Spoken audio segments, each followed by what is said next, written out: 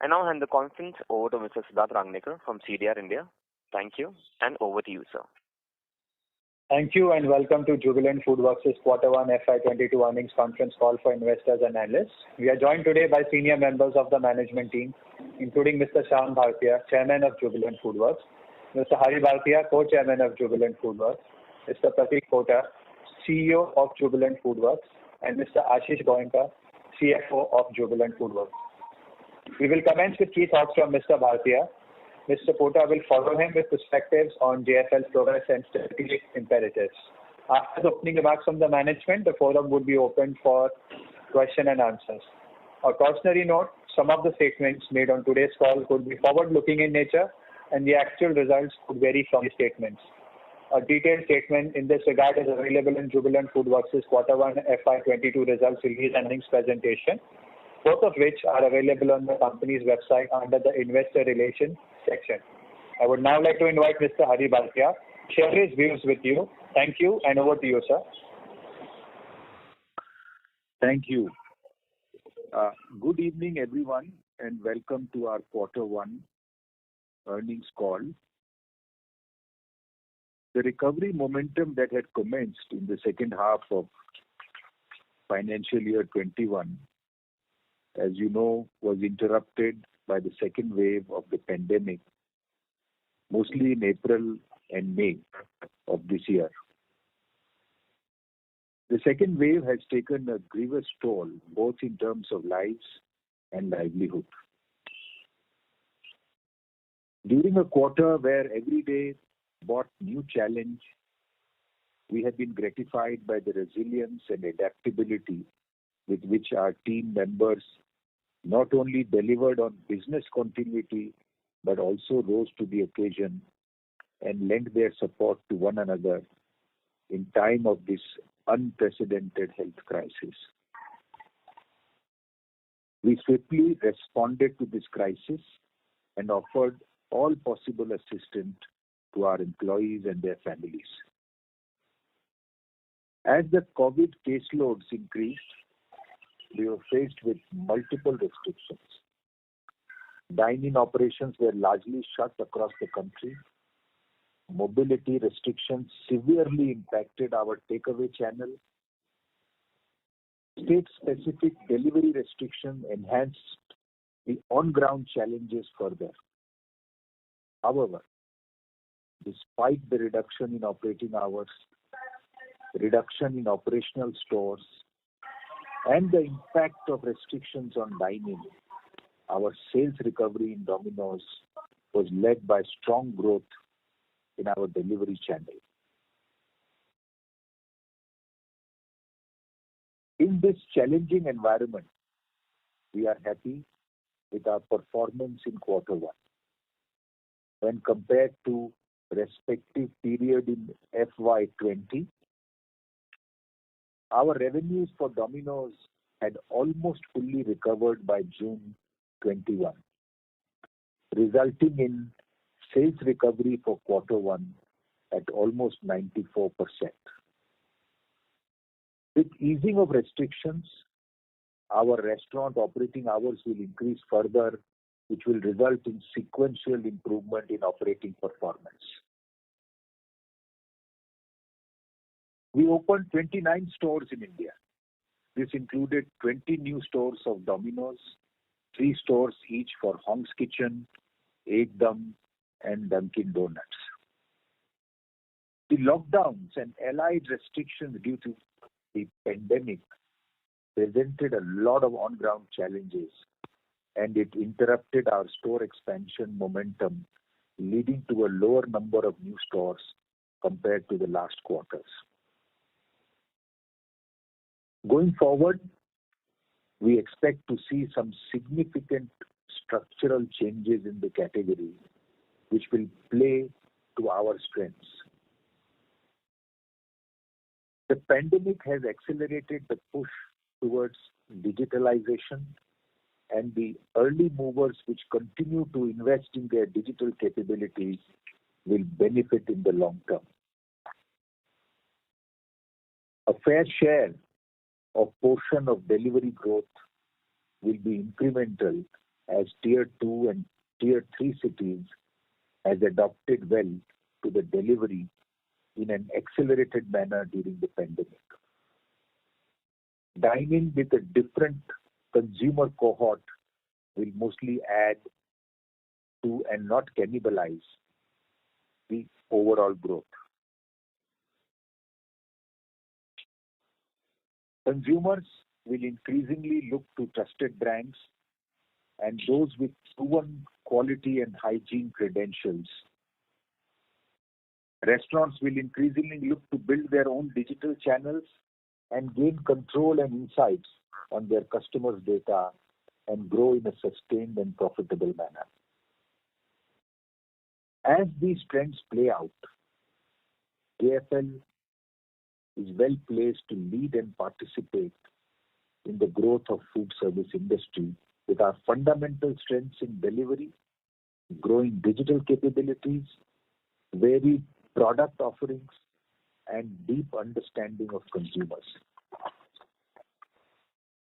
As we look ahead, we are excited at the growth potential that lies ahead. Towards that, we will be making two significant investments in our supply chain network, that is in increasing our capacity in Bangalore and Mumbai. We also intend to accelerate our new store openings and plan to open at least 150 to 175 stores this year. Before I conclude, I am happy to share with you that we are progressing well on our vaccination drive. Our endeavor is to vaccinate all our employees and their families to ensure theirs as well as our customers' safety. This is quite simply the single most important priority for us. With that, I would now request our CEO, Mr. Pratik Pota, to continue this discussion by sharing his perspectives. Thank you, Mr. Bhatia. Good evening and welcome to our Q1FY22 earnings call. I trust that you and everyone around you are safe and well. I'm glad to share our performance for Q1, delivered in the face of significant difficulties on account of the COVID second wave. Revenue from operations was at rupees 8790 million, a growth of 131.1% over last year. Domino's witnessed 131.4% sales growth during the quarter, with a growth in delivery of 123.7% and takeaway growth of 116.7%. Dining growth on the low base of last year was 475.5%. Against the corresponding base of FY20, which will make for a more meaningful comparison, Q1 FY22 saw a recovery of 94%, driven by delivery recovery of 149.1% and takeaway recovery of 99.9%. Dine-in remained challenged with a recovery of just 12.3%. EBITDA came in at rupees 2115 million and EBITDA margin stood at 24.1%. Profit after tax at rupees 626 million translated to a profit margin of 7.1%. I will now share some of the highlights of last quarter. Growth picked up post the easing of the curbs on operations in the second wave, and the momentum in June was markedly stronger with almost complete revenue recovery. We opened 29 new stores during the quarter, including 20 new Domino's stores, and which marked our entry into 5 new cities. We also opened 9 stores for the new brands, 3 each for Hong's Kitchen, Ekdum and Dunkin' Donuts. While the store opening was lower than the earlier quarters on account of the pandemic-related challenges, we intend to accelerate the store opening momentum, as Mr. Bhartia said, and with a target of opening between 150 to 175 stores this year, on ground conditions permitting. Continuing our focus on driving our own digital assets, our app installs during the quarter were 6.8 million. We continue to build upon our digital capabilities and made some changes on our app and our PWA with a focus on enhancing user experience. Our dominant and growing share of our delivery orders continue to come to us from our own assets. We also reintroduced the Hello Domino's toll-free number to allow customers to call and use voice to place orders. While a dominant majority of our ordering will remain online, there is a small cohort of customers who are much more comfortable with telephone ordering, and this functionality will help address that need. On the international front, Sri Lanka and Bangladesh registered a sales growth of 55.4% and 111.2% over FY21 respectively. We opened 4 new Domino's stores in international markets, 2 each in Sri Lanka and Bangladesh. Both these markets delivered strong EBITDA margins last quarter. Our performance in the new brands, especially in Hong's Kitchen, was encouraging and improved sequentially through the quarter. We now have a total of 11 Hong's Kitchen stores in Delhi NCR. Looking ahead, we are tremendously excited by the possibilities that lie ahead. The food service market has come upon an inflection point, and we believe that the next few years will see a period of market making and strong growth. We are excited about our own future and are confident that we have the right strategy to drive hyper growth for JFL. Domino's will continue to power ahead, and we see a clear potential of 3,000 stores in India in the medium to the long term for the brand. We will invest in expanding our portfolio of brands through Hong's Kitchen, Popeyes, Ekdum, Dunkin' Donuts, etc., and aim to own a much larger share of occasions. We will also grow our business profitably in the international markets. Bangladesh and Sri Lanka have exciting potential, and we will use our knowledge and our best practices to rapidly scale up in these markets. Our growing strength in technology and our digital transformation will help us improve the customer experience and improve the employee experience, as also drive efficiencies. To summarize, we believe that we have the right strategy for driving profitable growth in this exciting category and to transform into a multi-brand, multi-country food tech powerhouse. With that, I would like to call upon the moderator to initiate the Q&A session. Thank you very much. We will now begin the question and answer session. Anyone who wishes to ask a question may press star and 1 on their touchtone telephone. If you wish to remove yourself from the question queue, you may press star and 2. Participants are requested to use handsets while asking a question. Ladies and gentlemen, we will wait for a moment while the question queue assembles. Participants, you may press star and 1 to ask the question. The first question is from the line of Abneesh Roy from Edelweiss. Please go ahead. Yeah, thanks for the opportunity. My first question is on store expansion. You mentioned 150 to 175 in FY22.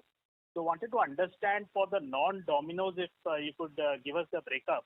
Also, you mentioned Hong's Kitchen's performance has been more encouraging.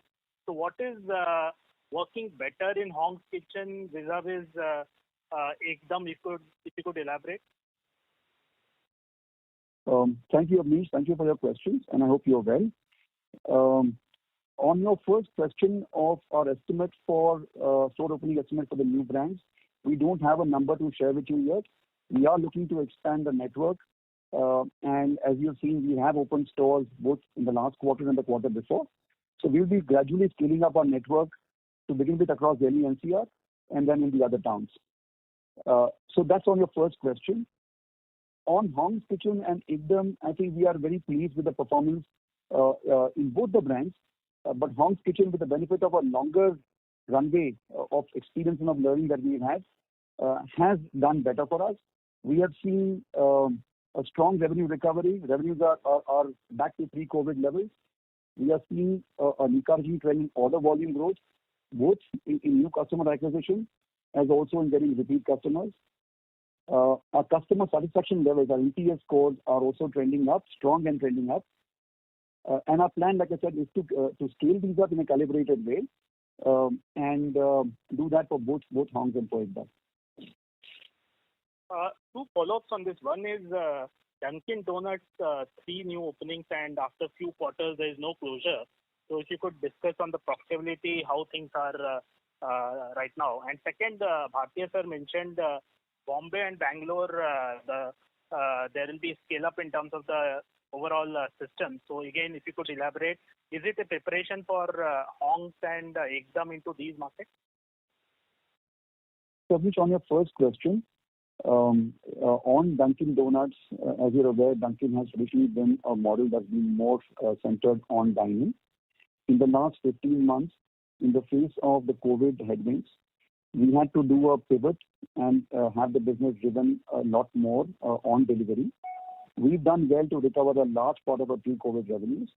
Once dining restrictions are eased, we will see our dining revenue stream come back.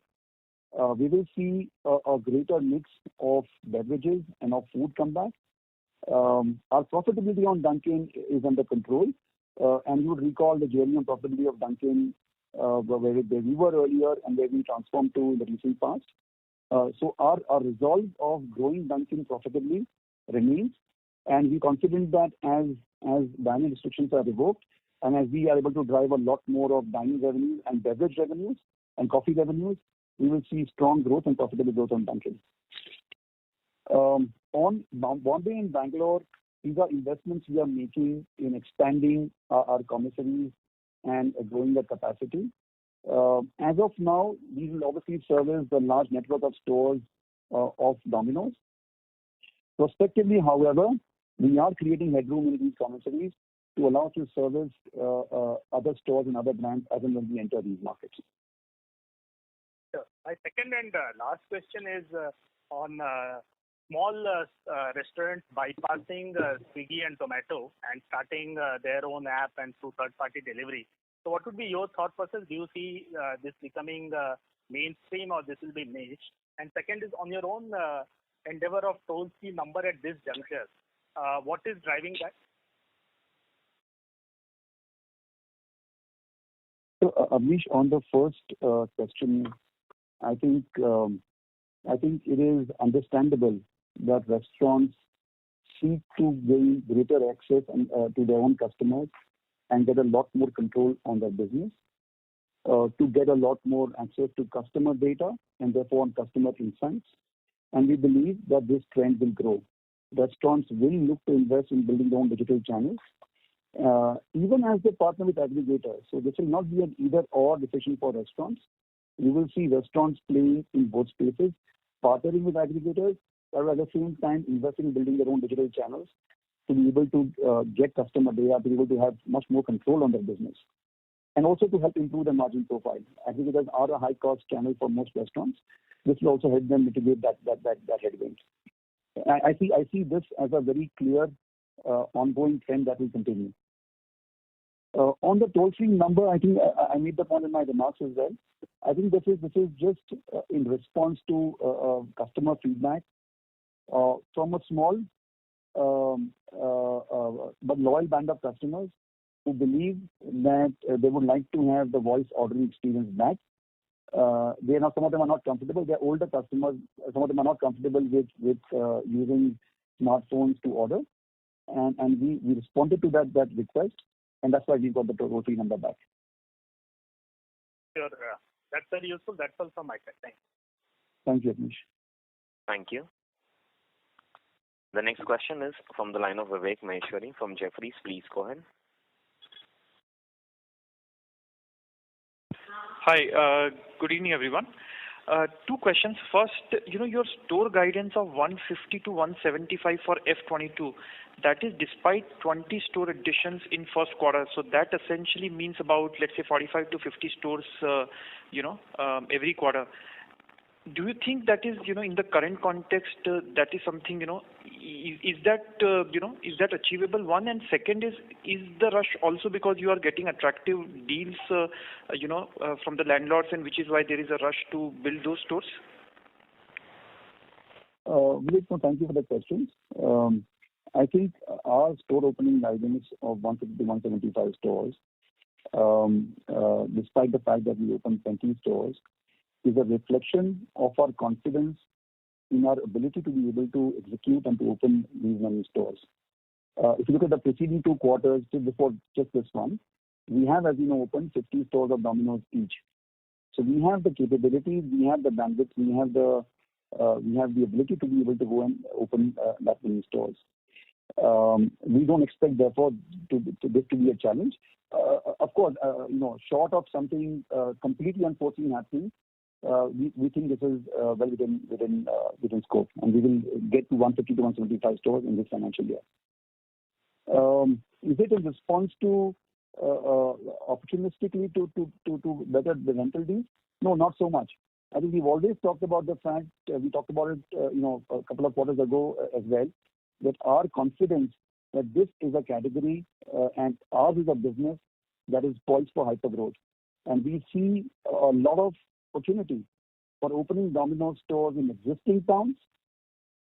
We see opportunity for opening stores in our new untapped markets. And our accelerated ambition is in response to that demand and that opportunity, not something that is more short-term or more temporary. And a quick follow-up, Pratik, will it also lead to cannibalization and because of the store splitting, and is that something that we should bear in mind, while forecasting? So Vivek, you have seen our performance in the few quarters, where we've opened aggressively, new stores, and we have called out separately the impact of some of these stores, and we, as you know, introduced a measure of like-for-like growth as well.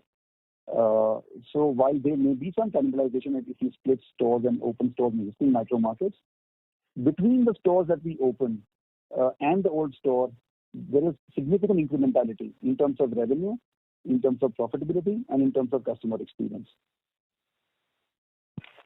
Got it, Pratik. And the second question is, with the Yum's 2 franchises looking to list and, looking at aggressive growth, how do you think about competition? Because you are by far the market leader, but do you think there could be some customer fatigue, from a Domino standpoint, and does that, change in some way the market share, equation? How do you think about this, market share bit as, the 2 franchises of Yum get aggressive?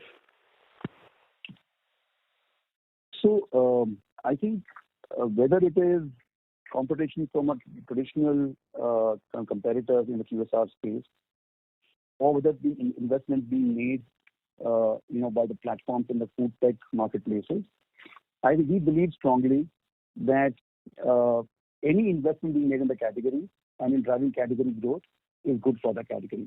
The discussion we should be having, Vivek, is not a market share discussion. It's a market size and a market growth discussion.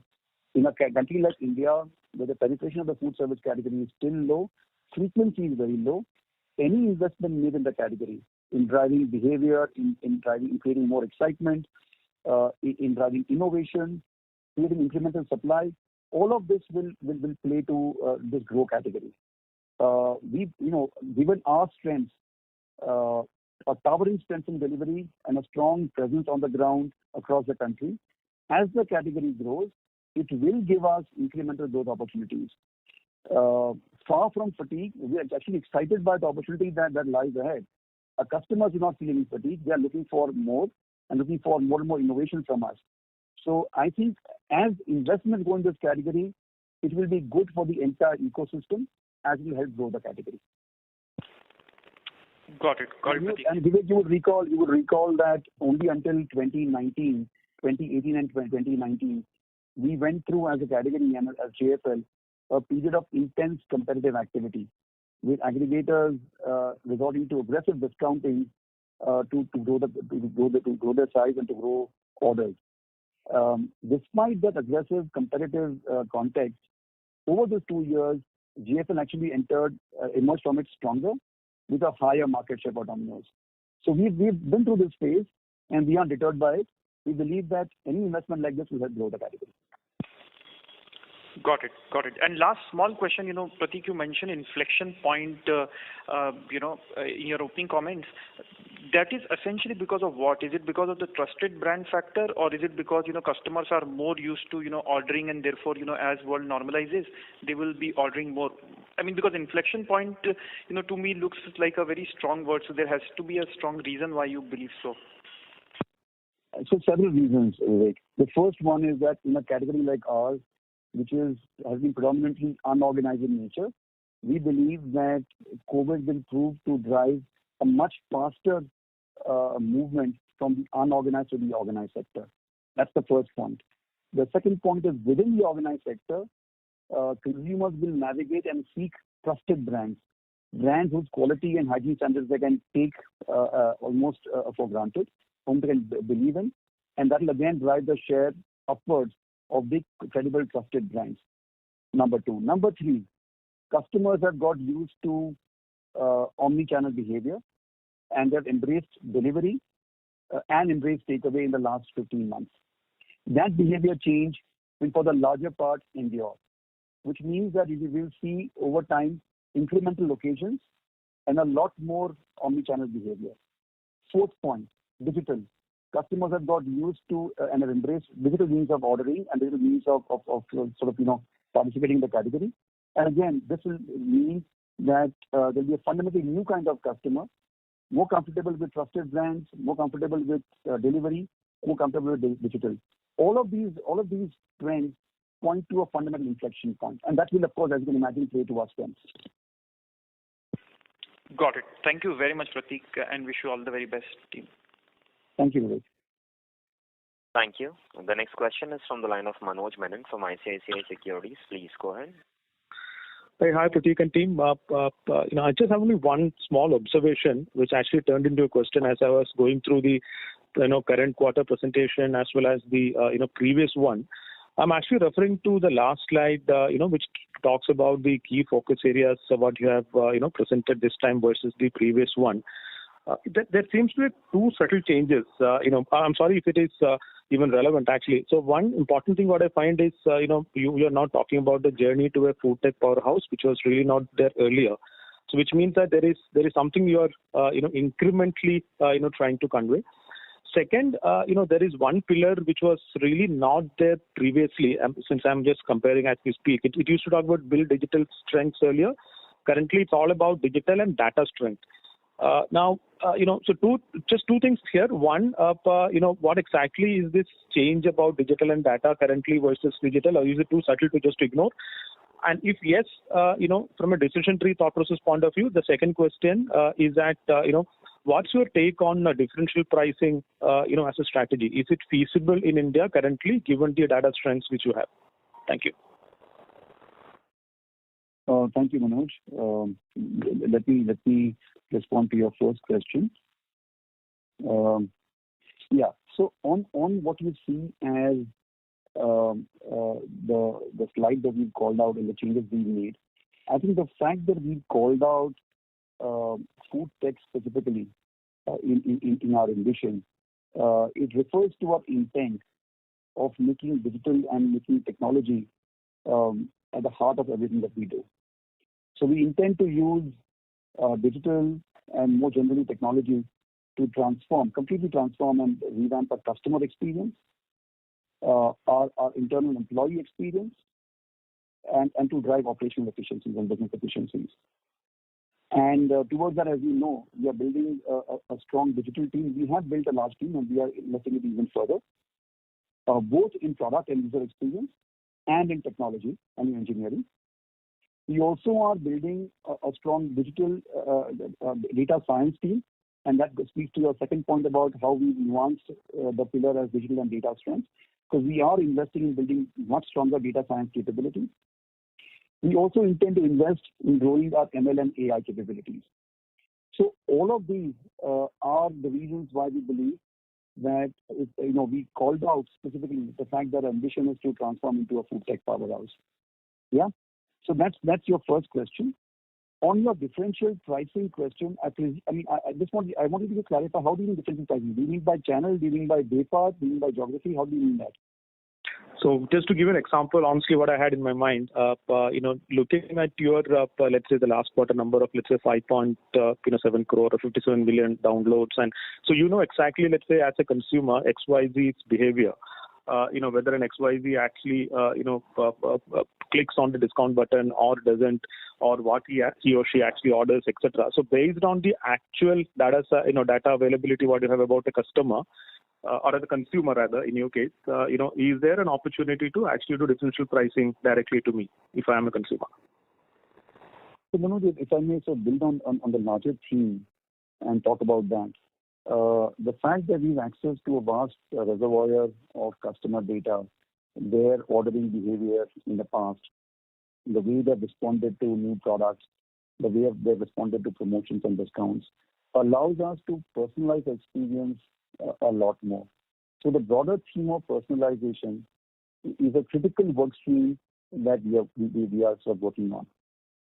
Within that, prospectively, we can separate customers in different cohorts by their purchase propensity and their discount affinity. So the customer is more discount driven versus the customer who is less discount driven, we can prospectively serve up different offerings to them. So to that extent, we will be able to target discounts a lot more efficiently to customers, where we can be fairly certain that there will be incrementality of the discounting spend. Sir, understood, Prateek, actually. So it is feasible. But my question here is, this is more from a volume driving point of view, if I understood correctly, that you're really able to, let's say, push messages to me if I'm not using, etc. That I understood part of the volume side. But from a value maximization point of view, just simply on a price, basically, just to put it simply, is it even feasible to think about, actually using this as a lever, to let's say even reduce discounts? And also, if yes, the question there is from a decision tree point of view, is there a consumer dissonance angle which needs to be kept in mind? Thanks, and that's the last question. Thank you. Yeah. No. Look, I think before we get to differential pricing by customers, I think there are opportunities available in looking at differential pricing by geography, by channel, by day part, and those are areas that we can certainly evaluate. I think before we get to pricing for each customer or customer segments very sharply, I think there are these opportunities that lie before us. So certainly we'll be evaluating some of these opportunities before we get to anything that will create, like you said, consumer dissonance. Got it. Thank you. Thank you, sir. All the best. Thank you, Manoj. Thank you. The next question is from the line of Percy Pandaki from India Infoline. Please go ahead. Hi, good evening, team. My first question is, since we are now having the aspiration of becoming a food tech company, not becoming, but going in that direction even more strongly, I would really request if you could share metrics which are relevant to food tech companies. So if you look at companies like Zomato, Swiggy, etc., the kind of data that we would also expect from you is something like what are the monthly active users, how many are the monthly transacting users, what is the average ticket size. If you could share any of this data either on an annual basis, quarterly basis, to whatever extent you can, that really helps us to analyze, and it also helps brings you in line with the industry in terms of data sharing. So in this call, is there anything on these aspects that you would be willing to share? So, Percy, thank you for your feedback. It's certainly something we will discuss and evaluate internally.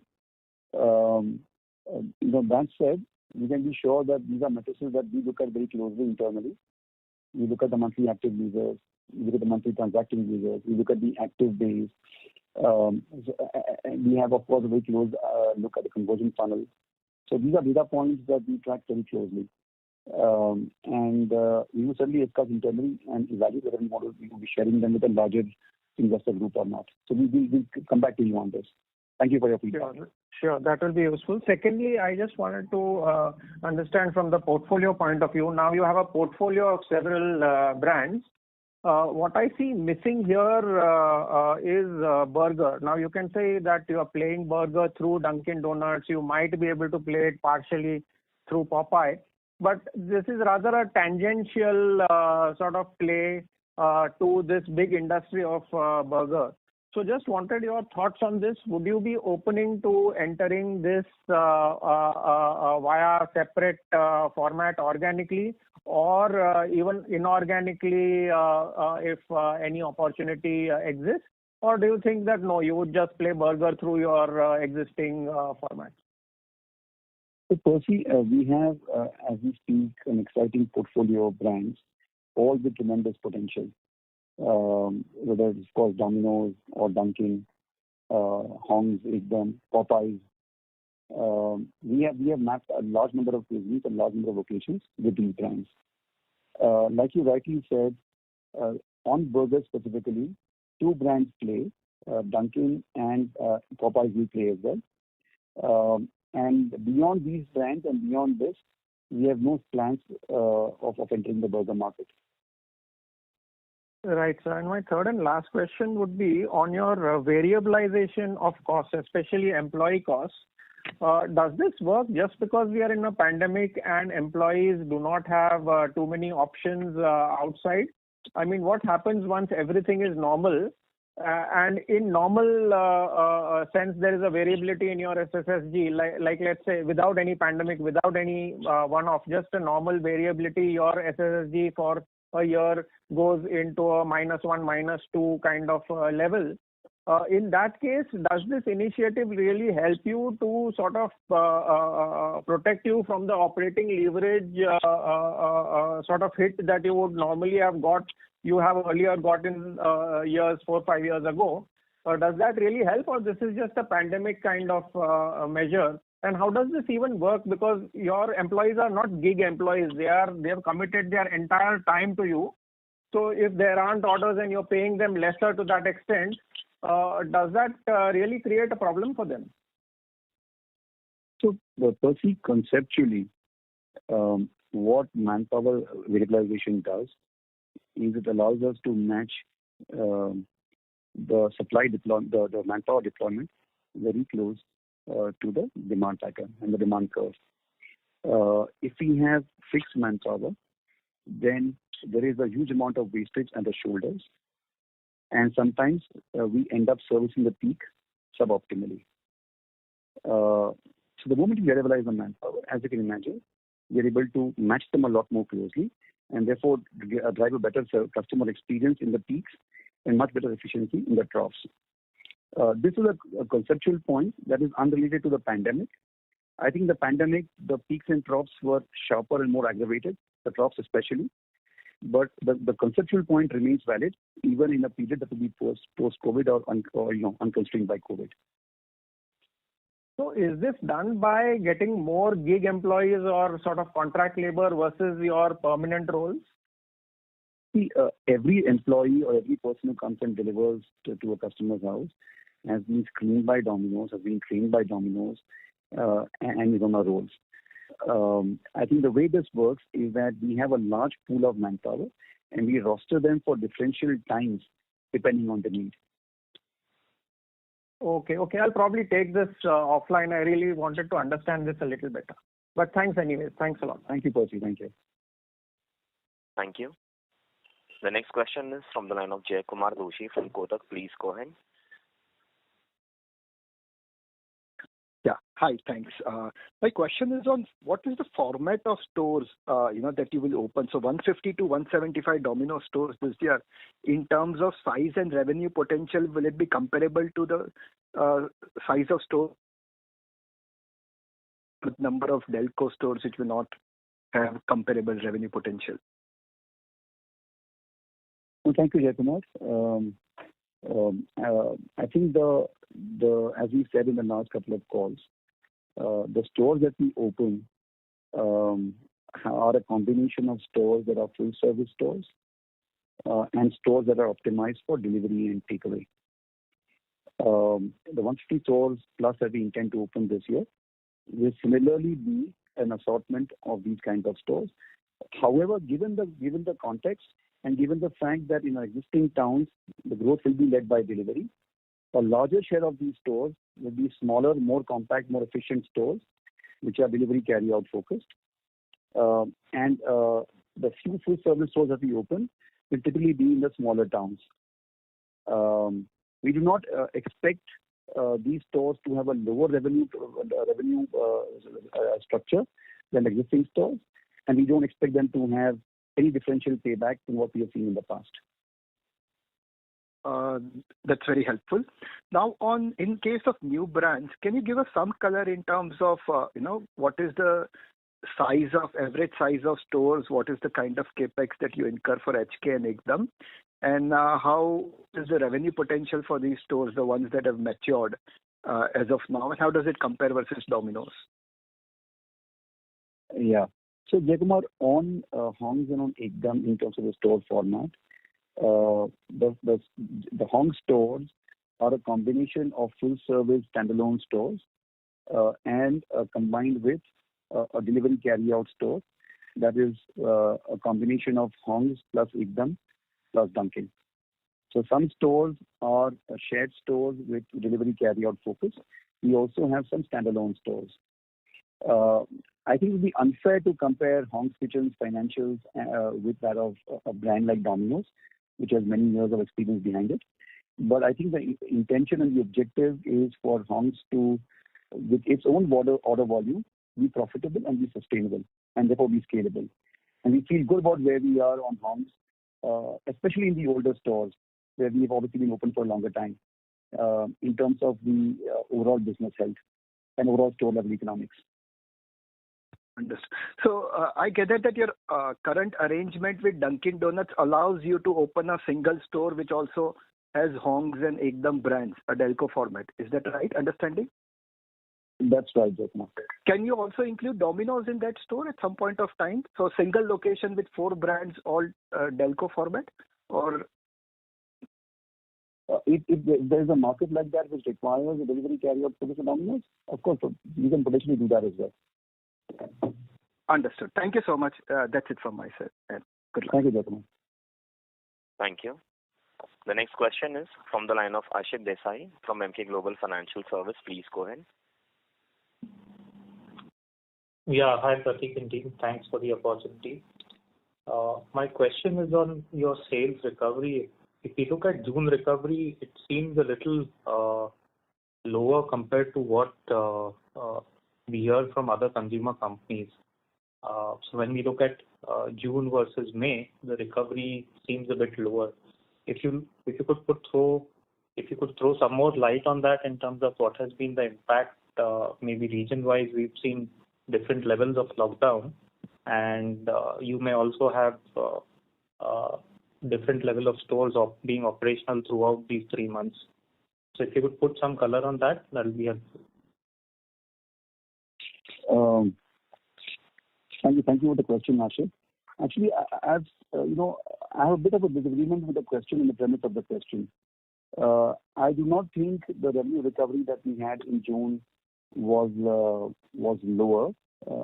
I think we should just go back in time to what we went through in April and May in terms of the sudden onslaught and the severity of the second wave and the environment of fear and anxiety that had set in. I think pulling back almost total recovery, I think was a reasonably good performance, especially given the fact that if you look at the dine-in recovery in the months of May and June, May dine-in was pretty much zero, and June it was under 10% compared to the FY20 numbers. So given the onslaught of the second wave of COVID and its impact on a large revenue stream of dining, I think a recovery of almost 100% was reasonably robust. Now, of course, there was a pattern of distribution. Some towns recovered stronger. The smaller towns had a slightly higher recovery than the metros. Of course, as you know, the channel-wise within delivery, our own assets did better than the aggregators. So there was a pattern of distribution, but I would say the overall recovery was very robust. No, and I would add what Pratik you said. The operating hours available still in June was lower than a normal month.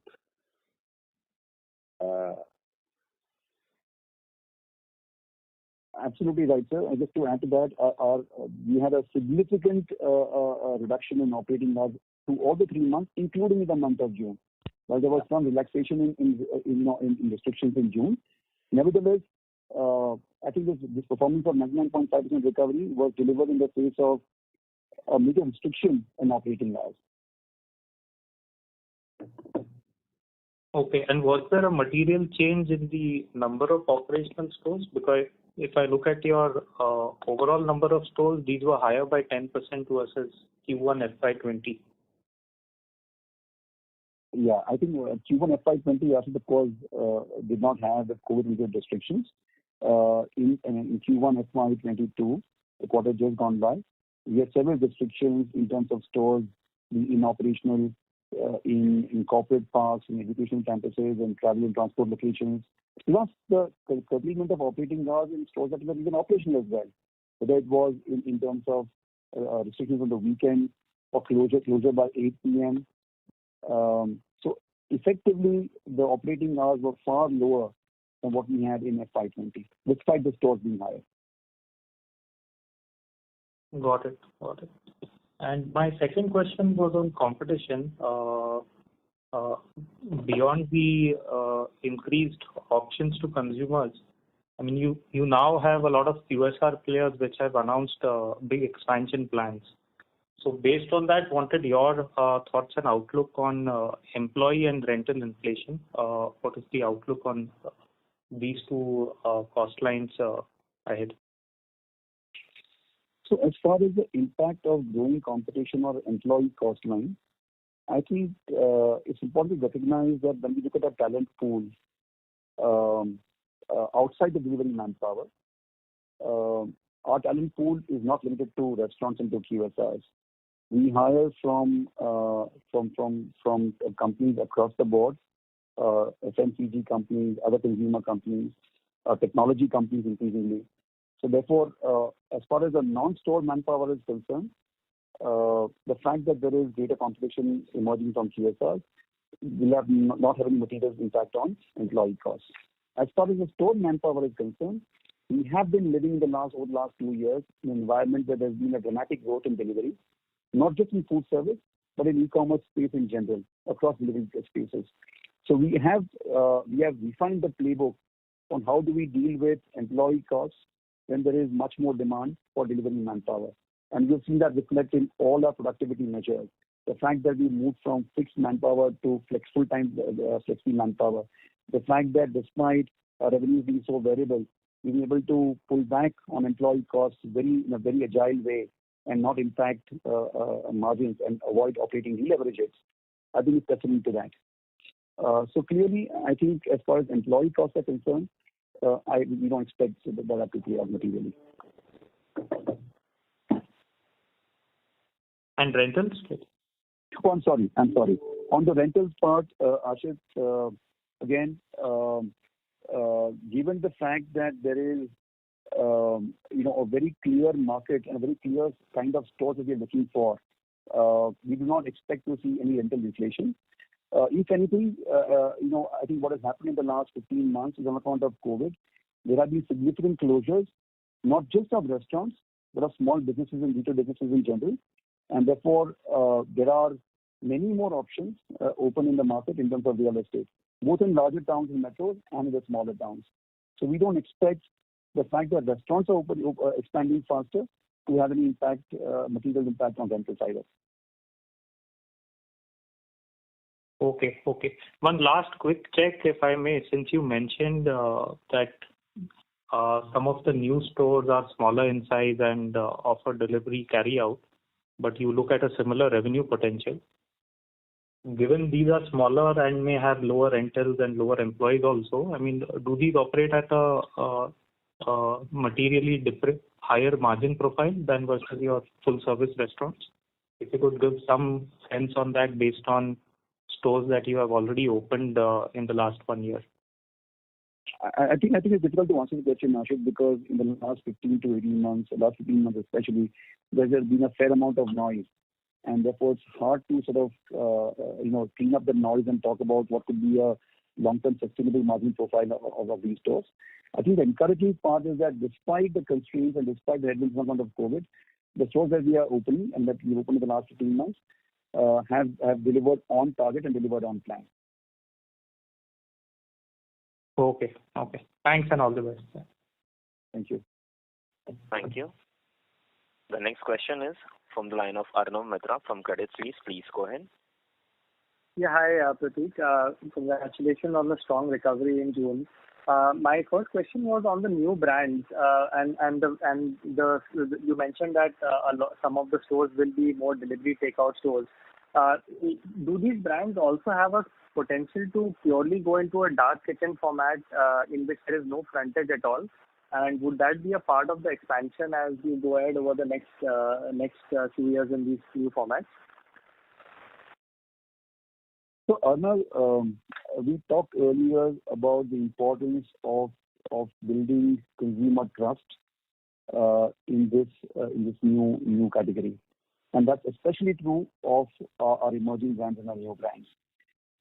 We believe very strongly that one critical way of building that trust would be to have a physical presence of stores, even if they are delivery carry-out focused stores, for customers to come and see and experience the brand. And dark kitchens, while they may offer some economies, will not allow us to engender and build that trust. So the way we see our model going for the new brands is a combination of full service stores along with some delivery carry-out stores, which are smaller and more efficient. But we don't expect to see completely dark kitchens form a material part of the whole portfolio.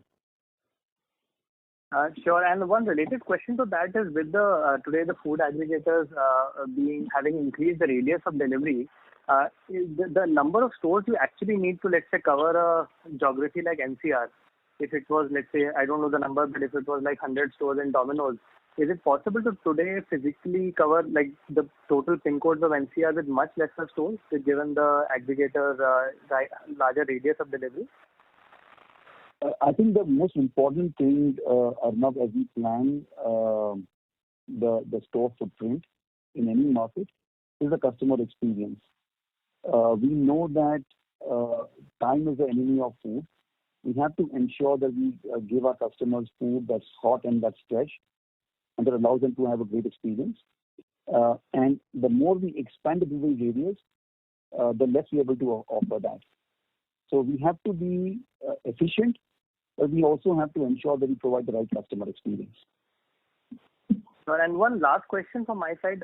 From most of the food aggregators, what we've seen is that the monthly transacting users are still not back to pre-COVID levels. So the business is back to pre-COVID levels and above.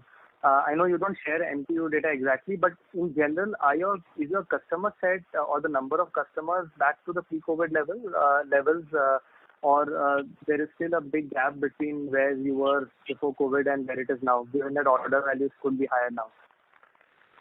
So Arnav, let me answer that question in two parts.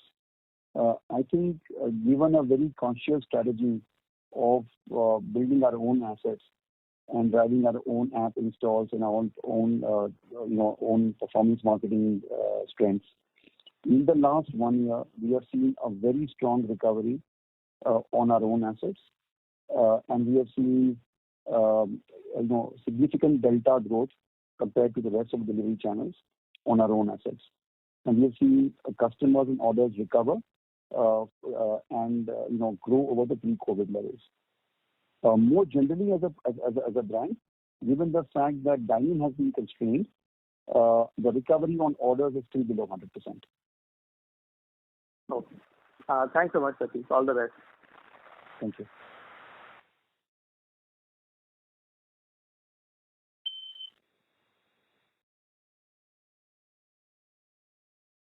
Thank you very much. Hello. So can you hear me? Yes. Yeah. You move to the next question. The next question is from the line of Amit Sachdeva from HSBC. Please go ahead. Hi. Thank you so much for taking my question, and congratulations on a good set of numbers. So Prateek, my question is on the new formats, but more specific to, say, Popeyes. and the way how one should imagine the next 5-year journey. I know maybe it's still too early, but I just want to sort of see, given the format is well set, given this is like a market development work is already done in this category quite a lot for many years, and given your already pan-India presence with Domino's and network rollout is already in place, you have deeper consumer insight. Should we assume that Popeyes should, once this initial phase is over, should get a trajectory of like 100+ stores a year like Domino's, and in 5 years' time, picture could look very, very sizable presence in India? How one should think about Popeyes' vision for next 5 years? Can you please help us think through it? Thank you for the question, Amit. And I must say that we are extremely excited by our partnership with Popeyes. We believe that, and we know that the chicken category is one of the largest segments in the country and the one with very strong growth potential, both on penetration and on frequency. Given that India is a largely non-veg market and largely poultry-driven market. We have the Popeyes team in place, and the team is hard at work trying to put together the launch mix and to get to the market before the end of this year. Given the fact that the chicken category is established and therefore investments in building the category will not be required, even as we launch, we are fairly clear the trajectory of Popeyes in its scale up would be faster than what we see some of the other brands that we have. This is a category that's growing and established, but with a lot of runway for growth even now. So when we launch Popeyes, we believe that once we have our learning curve behind us, we will scale up faster on Popeyes. But specific store opening numbers, I think certainly the runway would be faster. Okay, now that's very helpful, Prateek, for getting that understanding, because this is something that probably because the market is already developed, so I think the opportunity could be captured sooner than probably other new formats like biryani or for example maybe Hong's Kitchen, which may have larger element of dine-in, for example. Thank you so much. But second very quick question is that I see that margin profile has changed in part because of delivery fee and given that delivery is doing so well. But at the same time, do we see that the value capture this category is now giving you like 24-25% kind of margins, EBITDA level, and gross is 77-78? Are we sort of in a zone where these margin structures are more permanent, or are we looking at this is a one-time impact of because of COVID and consumers are willing to pay for convenience, safety, and trust and everything, and that's the reason these margins are sort of one-off? I'm not saying that whether you give us guidance for lower or higher margin, but is it's just a new shift, and you are happy to operate at that level of operating economics for the stores? It's a broader question. It may have delivery is more, it is more profitable, dine-in is slightly less, costs are higher. It could be many moving parts there, but I'm just asking whether you are happy to operate at 78, or would you much rather have revenue throughput coming at the expense of margins as well? How will you think about this in the next 3 years as the COVID recedes? So Amit, I think the one thing you've seen us do is that even as revenues have moderated on account of COVID, we have taken a number of steps that allowed us to deliver strong EBITDA margins. And more recently, we've done that even in the face of increasing inflation and increasing food cost. As we look ahead, there'll be several pushes and pulls on our P&L.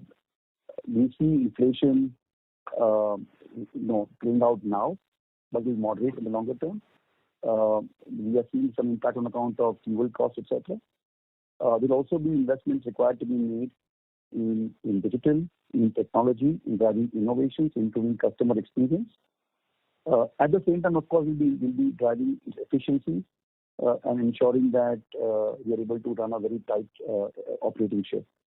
Now, where this will land up in terms of operating margins, EBITDA margins, it's hard to forecast and hard to tell. But the one thing I think it's fairly clear that this is not a quote-unquote one-off, like you said. These are not one-off margins.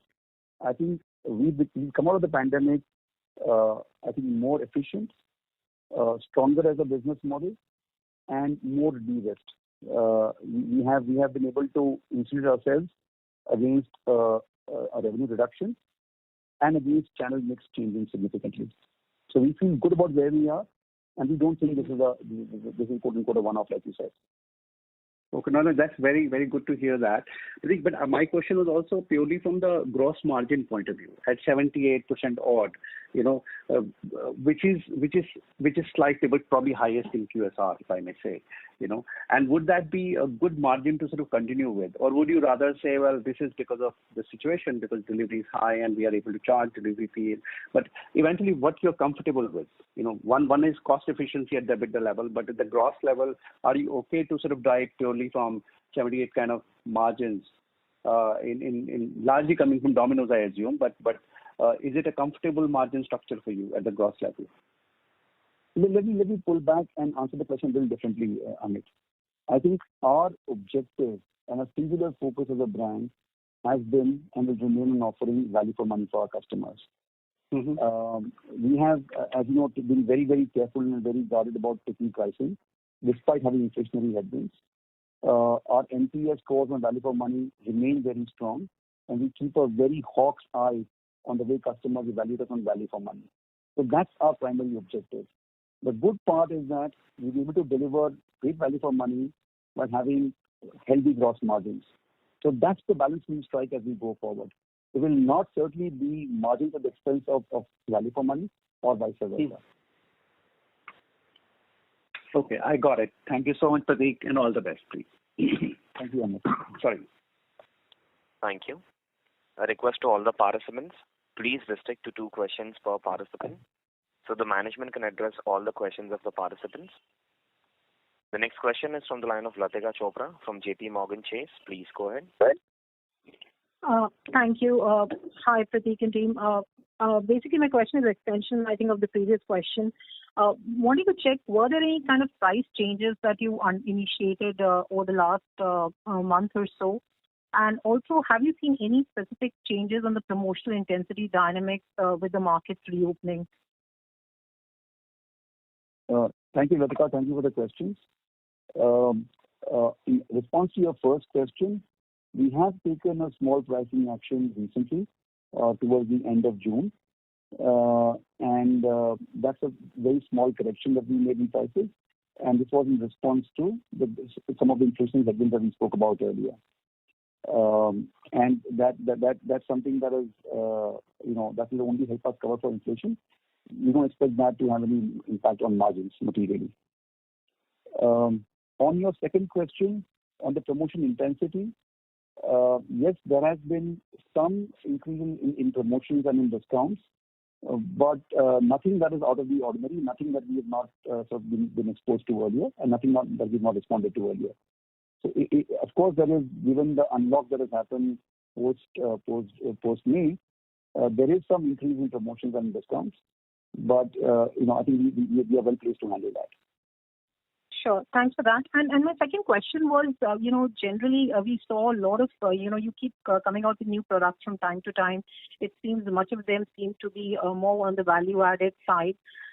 Is there any change or any kind of a measure, in terms of salience or value-added or better margin products in your portfolio that you could talk about? Sorry, Latika, can you say the question again, please? Do you mean in terms of... So we do keep seeing, some of more, value-added, higher-priced, variants being launched from you time to time, in the Domino's portfolio mix. Is there a meaningful change in the salience of such products, from a consumer acceptance perspective? Yes, Latika. So I think as we've introduced some of our new value-added products, depending on the product, we have seen acceptance and greater acceptance of these products, and which have helped improve our mix over time. So very recently, we've introduced 2 new innovations in the last quarter. We introduced an extension of a lava cake, the red velvet lava cake, on the platform of Lavalicious. We also introduced the stuffed garlic bread, one vegetarian version and one non-vegetarian version, chicken pepperoni version. Both of these new launches have seen encouraging adoption, and both of them have led to an increase in the platform per se. In other words, we have seen an increase in the stuffed garlic bread platform with the addition of these two new variants. And the lava cake variants together are now larger than what chocolate lava cake was earlier. We do see increased adoption, and we see some of these innovations landing well with consumers. Sure. Thanks, Pratik. Thank you, Ritika. Thank you. The next question is from the line of Aditya Soman from Goldman Sachs. Please go ahead. Hi, good evening. So first question was on delivery fees. I noticed that there was some increase in delivery fees. When was this increase taken, and is there any sort of impact on 1Q numbers due to this? Aditya, thank you for the question. We had a small correction in delivery charges that we did towards the end of June. This was in response to the growing increasing fuel prices. We rounded off our delivery charges from 32 rupees to 35 rupees. And because that happened mostly towards the end of June, you don't see the impact of that into the Q1 P&L. Thanks, Pratik. Another thing on this I noticed was that at the lower end, the delivery fee seems to scale rather more. And I remember in the previous call you indicated that there was obviously an increasing volume growth at the lower end or at entry-level price point. Is this something that you're trying to sort of address, where you're seeing the mix or lower end volumes go up, and to offset that you're seeing delivery fee go up disproportionately at the lower end? Aditya, no. I think the fact that we have a structured and sort of a tiered delivery charge is a reflection of the cost of delivery and what it takes to recover that cost. We believe that if you remember, until a year and a half ago, we used to have a minimum order value of 300 rupees as a threshold to enter a brand and to enter the category. We've broken that, and we've allowed customers to place orders of any value, and we service that. And that has led to, like you said, increase in orders and increase in volumes. However, because those orders and those servicing those orders comes at a cost, our delivery charges being tiered helps us recover that cost. And we have seen from all our research and all our work that customers are not averse to paying the higher delivery charge, because that's something that they want at that point of time. So if you're a single user willing to order one pizza or just one side and a beverage, the fact that we are able to deliver it to her, or we get a small delivery charge, I think the customer is comfortable with that. So all the changes that we made have been post extensive customer validation. No, I understand. Very clear. So the impact of this will be felt from 2Q onwards, right? The impact of the slight increase in delivery charge would be felt from Q2 onwards. However, the tiered delivery charges have been in operation since earlier. I understand. And for my second question, just a quick one on Domino's Eurasia. We noticed that now you sort of include the associate income from there. Is this now profitable this year, given the increase in SSG? Because if I look at the financials for the past 2 years, they were not profitable, but we clearly see an addition to the profit in this quarter. No, thank you for the question. I think as far as questions on Vitti Eurasia are concerned, we would request you to refer to them. They are an independent listed company, and we would not be able to offer any comments on their financial performance. You may refer to their most recent release, which they put out last week, for their revenues and for the performance of the last quarter. Yeah, thanks, Vitti.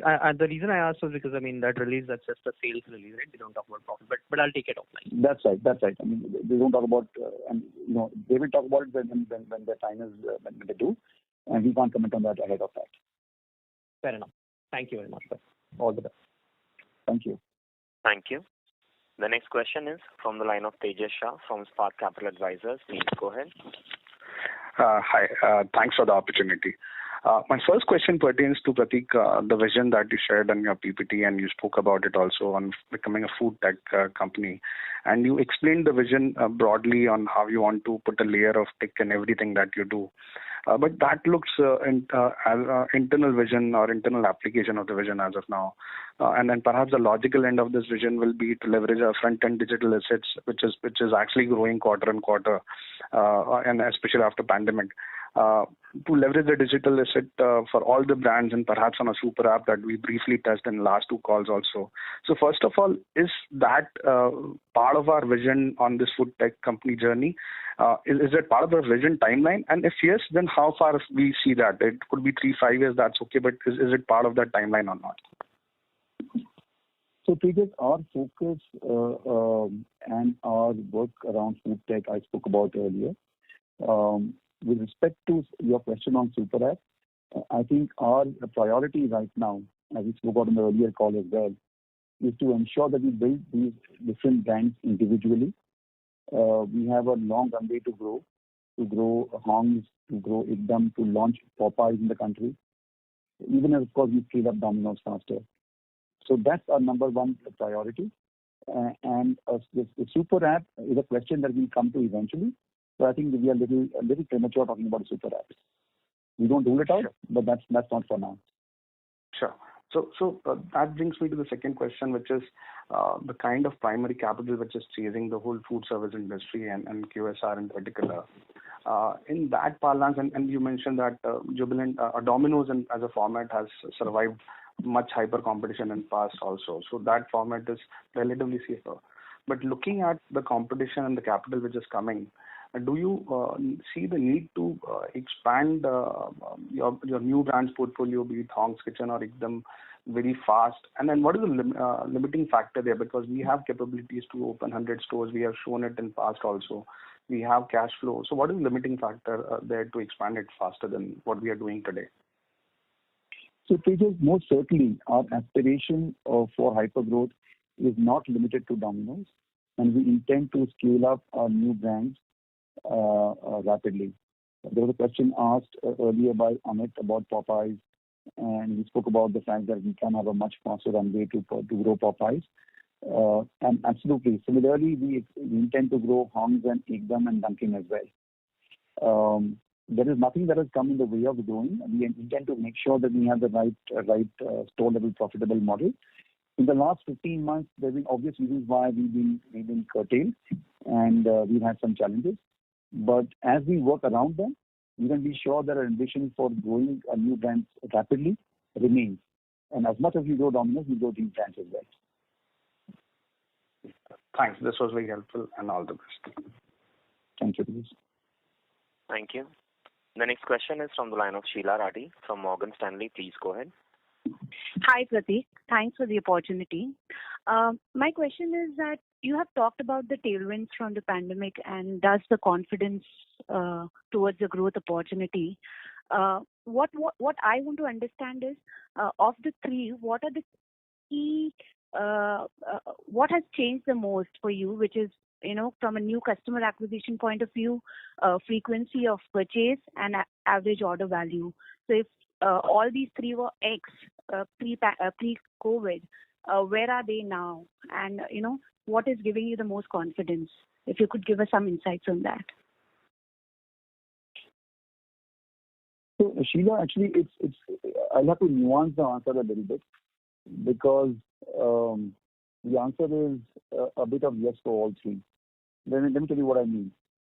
Given the fact that with dining having been curtailed over the last 15 months, differentially over the quarters, and the fact that therefore revenue has moved to the delivery channel, there has been obviously an upward impact on the average bill value or the AOVs. They have moved up significantly. So that's certainly been one driver. Equally, we have seen a significant tailwind in our delivery growth and our delivery order growth, and within that, our delivery order growth on our own assets. While overall orders have yet to come back to pre-COVID levels on account of dining being curtailed, delivery orders have shown strong momentum, and that momentum has sustained even as dining has reopened in parts. And your first point about frequency, we see customer cohorts where frequencies have actually increased. As much as we see customer cohorts where frequencies have dropped because of dining channel being curtailed. So we see all of these, and we see green shoots in each of these three indicators. It gives us the confidence. And by the way, just to add to that, it's not just these three. It's also pop strata, the metro versus the smaller towns. We see a very strong recovery in the smaller towns, which were more dependent on dining. They've come back very strongly on delivery. So whichever way we look at, we see strong tailwinds and we see strong green shoots, which will help us grow much faster as a category and as a company once the COVID situation normalizes. Okay. Any quantification here from X to where they are now? No, Sheila, no quantification, please. Okay. We don't do that traditionally, as you know.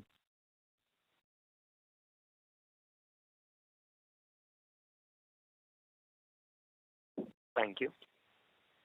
Ladies and gentlemen, we'll take the last question from the line of Avi Mehta from Macquarie Group. Please go ahead.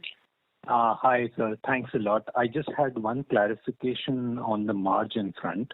Now, especially I wanted to clarify the risks to margin not expanding, because I can clearly see tailwinds from delivery price increase to pass on the cost inflation. The fact that dine-in opening is not going to, has traditionally not hurt delivery. I'm failing to understand why would margins not expand. Is that not a rational explanation to take forward? Not the quantum, but at least the direction should be expansion. Avi, sorry, come again? From the 1Q level, sir. So what we saw in 1Q FY22, from here on, it would be rational to expect margins to expand as reopening spurs dining to come back.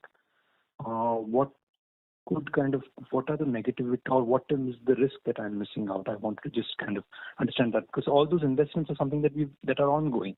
We've always been doing that. We've never used any, pandemic to let go on investments. That's my understanding. So would appreciate your response to this. So, Avi, I think it's important to recognize that obviously even as we attempt to improve our margins sequentially, there are these various cost pressures that could come in play. There could be personnel cost pressures. There could be investments required to be made in driving marketing. And I think we have discussed extensively earlier in the call on the increased competitive intensity and the need for us to scale up faster. So there could be investment that will be called upon to be made to drive marketing investments, to drive data promotions, to drive greater digital assets and greater digital sort of downloads. So all of these will have a role to play, even as we try and extract even more efficiencies, and even as the impact of pricing flows through. So where that lands us, we can't be sure, and which is why the call that we made on the margin. No, fair enough, sir. So just one bit, if I may clarify, or if I can delve on, is the employee bit. Now, clearly there's been a lot of work that you've been doing from the start, and not just pandemic. Pandemic has just accelerated that. This variabilization of employee cost, is this not structural in nature? Or what is the risk that you which you're kind of guiding towards? Is this more a macro risk that you are alluding to, or is this more that as reopening spurs, there would be a demand for more employees? Is that what you're guiding to? I'm not very clear on that part. A bit of that, Avi, but also the need for us to invest in building new capabilities and investing in building new strengths where we want to go forward, such as in digital, such as in technology, such as in data science. There will be calls called upon to be made. But on the store front, yes, the variabilization is a structural change that we need. Okay, sir. So that would not be the... Okay, perfect, sir. That's all from my side. Thank you very much, sir. Thank you, Avi. Thank you very much. And I'll hand the conference over to the management for closing comments. Thank you, and very brief closing comments. Thank you for joining us on the call today and for taking time out. I hope that we've been able to answer your questions. In case you have any follow-up questions or any clarifications, please feel free to reach out to our investor relations team. Thank you. Have a great evening and stay safe. Thank you very much.